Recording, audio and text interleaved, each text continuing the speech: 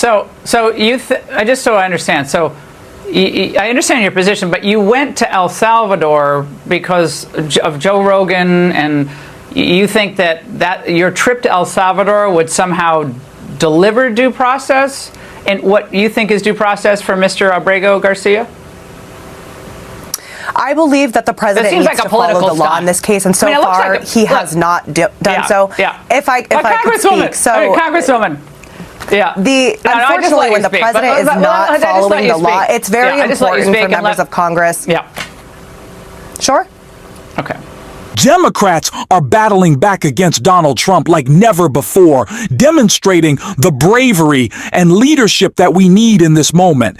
And nowhere is that clear than in the congressional delegations we've seen travel to El Salvador to defend the rights of Ago Garcia. Now, of course, we've seen two congressional delegations, the first with Congressman Van Hollen and the second with four House Democrats who are making it known that Donald Trump is violating the Constitution, violating a Supreme Court order, and violating this man's rights. And one of those Democrats, Yasmin Ansari, not only traveled down to El Salvador, but then also took her message to Fox, where she triggered Laura Ingraham into an absolute meltdown, calling out her lies to her face on her own show. Now we are both going to speak to Congresswoman Ansari and also watch her on Laura Ingraham. So stick around for our interview, but before we get into both, if I could quickly ask you to leave a like on this video, and if you haven't already and you enjoy our channel, to hit that subscribe button. It goes a long way. And it really does mean a lot to me now. Before we get into our interview, which I hope you stick around with, let's check out Congresswoman on Laura Ingraham. What was your point in traveling to El Salvador? Senator Van Hollen had just been there. So to me, there is nothing more American than due process and the rule of law. The fact that Donald Trump is defying a 9-0 Supreme Court order that has said very clearly that the United States government must facilitate the return of Kilmar Abrego Garcia is extremely, extremely important. And the fact that the president continues to defy that Supreme Court order.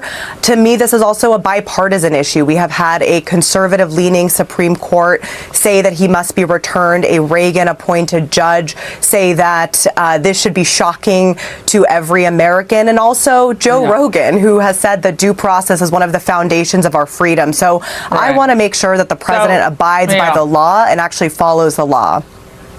Just so I understand, I understand your position, but you went to El Salvador because of Joe Rogan, and you think that your trip to El Salvador would somehow deliver due process, and what you think is due process for Mr. Abrego Garcia?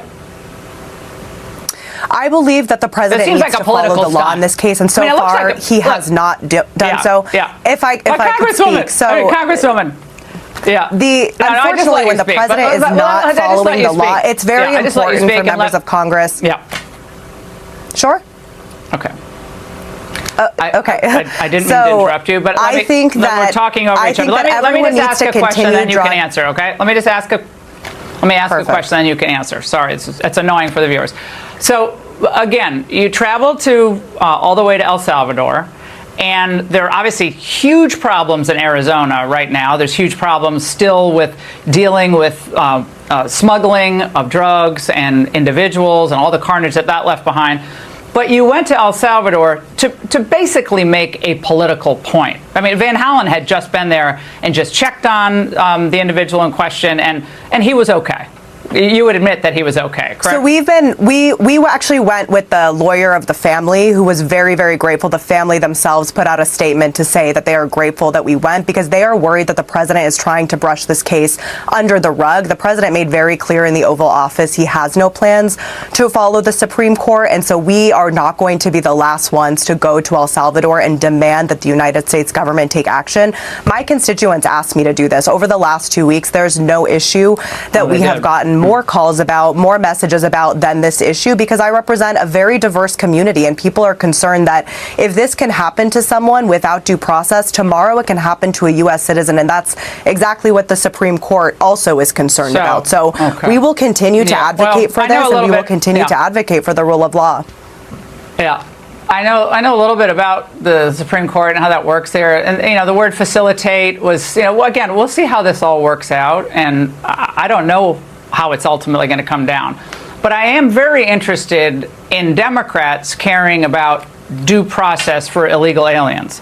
What process do you think is still due an individual who 2 courts found had reasonable belief to believe he had an affiliation with MS-13, who his wife initially said had scratched her and caused a bruising on her body? What process would make you feel like the Constitution and our framers' understanding of it would be fulfilled? So, Laura, you and I can disagree on, this individual in particular. I'm not here to really advocate for one person. That needs to happen in court. No evidence has actually ever been presented. You went to El Salvador. Now you're saying it's not about him? Of course it's about him. Due process. You went to El Salvador for a political stunt, and now you're saying it's not about him. It is about this case. Laura, it is about the rule of law. This is a bipartisan issue. It transcends partisan politics. That's why a conservative-leaning Supreme Court has said that Donald Trump must facilitate the return of this individual. This is very dangerous. We are turning into an authoritarian country, and there are Americans from all across the political spectrum who are deeply concerned about this. Again, my office has not received more calls about any other issue since I have been a congresswoman than this one, tariffs being the second one, and the lack of real logical economic policy. But the issue of due process. No, these are the economy. When we had a town hall the other night, this is the issue. All right, and the economy is a mess as well, unfortunately, under this administration. So before we go, Congresswoman, also in Maryland, I know American citizens and crimes committed against them might not be a top priority. It is for this show. An illegal alien from Guatemala was just charged with his girlfriend's murder in Maryland, same state, of course, Mr. Abrego Garcia is from. She was missing for 2 weeks, mother of 2 young kids. Police found her buried in a forest. Do you know about this story? Do your constituents care about those victims? And do you intend on calling that family, since Maryland residents are obviously a concern in some way, shape, or form for you and all the people of your state? I'm appalled by any violence that takes place in this country. As a former city official, I have a very strong pro-public safety record, and that's why I believe in the rule of law, and that's why this case is so important. I think these questions are a distraction from the main issue, which is that Donald Trump is defying the Supreme Court of the United States, and every American should be concerned about this. Congresswoman, I know you can't mean that, and I'm not trying to play gotcha here. I know you don't mean that American citizens are distractions.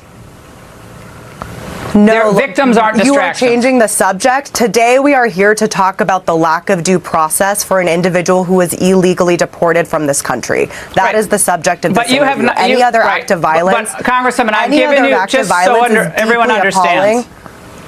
Yeah, well, the violence committed by illegal immigrants against innocent Americans and legal immigrants has been appalling. It is devastating. Absolutely appalling. Any violence, and I wish there was one moment where Democrats acted like they appalling. cared about that. Well, apparently it's all collateral damage. The Democrats who sat by with the open border. Yeah. Right now we are worried about the constitutional crisis. Right. Oh, the Constitution? We are worried about the constitutional crisis and the lack of this president following the Supreme Court. I'm sure you believe in the Supreme Court and you believe in the rule of law in this country. Were you worried when I know this is the progressive way of dealing with interviews where you just, I'm not trying to talk over you. I'm actually trying to get a question answered. I asked you a simple question. What process is due Mr. Abrego Garcia in the United States that you believe he has not received or could receive if he's undeported, which is the Democrats' priority? Undeport him, bring him back here. What process do you want him to receive that would make you happy and feel good? Could he ever be deported? It's very clear. The Supreme Court says return him, and in court we can have a discussion about what action should be taken. Yeah. This administration admitted they made a mistake. He doesn't matter to you. This administration admitted that they made a mistake. I don't think he matters to you, Mr. Garcia. I think this is a fact, Laura. Unfortunately, you're not sticking to the facts of the case, which is that I know the facts. Actually, he made a mistake. I've been very clear on the facts. Yeah, well, Congresswoman, if you want to come on the show, we'd love to have you back. I believe in the Supreme Court. But you don't.